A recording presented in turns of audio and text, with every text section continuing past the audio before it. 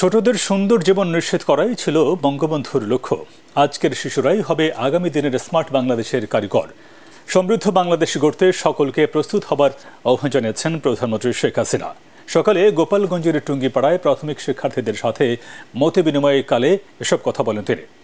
শেখ হাসিনা বলেন, আমাদের দুর্ভাগ্য যে ৭৫ পরবর্তী সময়ে এদেশের ইতিহাস মুছে ফেলার চেষ্টা করা হয়েছে। আনিসুর রহমান সোহাগের ক্যামেরায় বিস্তারিত জানাচ্ছেন সৈয়দ রিয়াজ।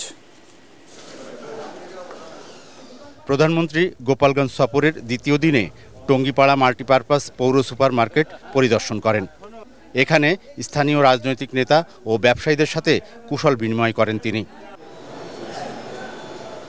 এর আগে টঙ্গিপাড়া জিটি মডেল সরকারি প্রাথমিক বিদ্যালয়ে বঙ্গবন্ধু কর্নার উদ্বোধন করেন প্রধানমন্ত্রী। পরে সেখানে এসো বঙ্গবন্ধুকে জানি শীর্ষক অ্যালবামের মোড়ক উন্মোচন করেন শেখ হাসিনা। এ সময় প্রধানমন্ত্রী প্রাক প্রাথমিক শিক্ষার্থীদের সাথে কথা বলেন এবং তাদের খোঁজ খবর নেন। এই স্কুলেই বঙ্গবন্ধু শেখ মুজিবুর রহমান ৪র্থ শ্রেণী পর্যন্ত পড়াশোনা করেছেন জানিয়ে সরকার প্রধান বলেন, ছোটদের সুন্দর জীবন নিশ্চিত করাই ছিল বঙ্গবন্ধুর লক্ষ্য। ছোটবেলা থেকে উনি বড় হয়েছিলেন এবং এরপর থেকে মানুষের জন্যই তিনি কাজ করতেন। নিজের জীবনের কোনো সুখ সুবিধা কিছু দেখেননি, শুধু একটাই ছিল এদেশের মানুষকে কিভাবে এই দারিদ্র্যের হাত থেকে মুক্তি দেবেন, কিভাবে একটা উন্নত জীবন দেবেন এবং ছোট্ট শিশুরা যেন একটা সুন্দর জীবন পায়, সেটাই ওনার জীবনের লক্ষ্য।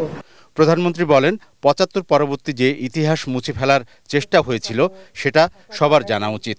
তিনি বলেন, মানুষের জানা উচিত কিভাবে বাংলাদেশের স্বাধীনতা এসেছে।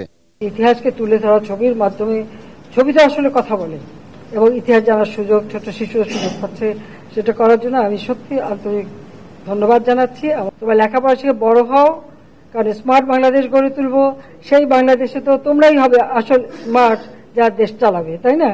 তোমাদের মাঝ থেকে হয়ে আসবে আমার তো প্রধানমন্ত্রী, মন্ত্রী, বড় বড় জায়গায় যাবে, গবেষণা করবে, বিজ্ঞানী হবে। আমরা একসময় চাঁদেও যাব, কোনো চিন্তা নাই। কাজে সবাইকে সেই এখন থেকে সেভাবে প্রস্তুতি নিতে হবে, পড়াশোনা করতে হবে। দেশের উন্নয়ন অব্যাহত রাখতে স্বাধীনতা বিরোধীদের চক্রান্তের বিরুদ্ধে সকলকে সচেতন থাকারও আহ্বান জানান সরকার প্রধান। সৈয়দ রিয়াজ, এটিএন বাংলা, টঙ্গিপাড়া, গোপালগঞ্জ।